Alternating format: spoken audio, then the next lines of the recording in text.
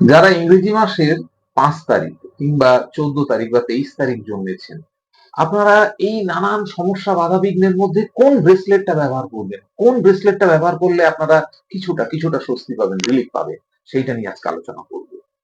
তো সবার আগে বলি যে আপনারা যদি আমাদের এই আলোচনা আপনাদের ভালো লাগে, আপনারা আমাদের চ্যানেলকে ফলো করবেন, শেয়ার করবেন এবং কমেন্ট বক্সে লিখবেন।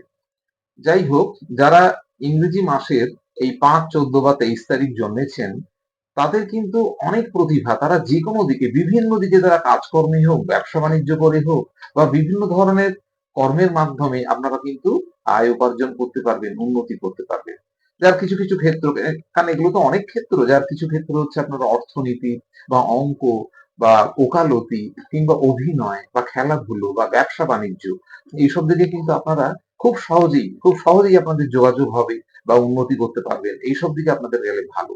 এবং আপনারা যদি গ্রিন অ্যাভেঞ্চুরিয়ান বা গ্রিন সার্পেন্টাইন ব্রেসলেট পরেন, তাহলে কিন্তু আপনারা উপকার পাবেন। কারণ এবং এটা আপনাদের পকেট ফ্রেন্ডলি। সবসময় যে আপনাদের বেশি দামের কিছু জিনিস পড়তে হবে তা না।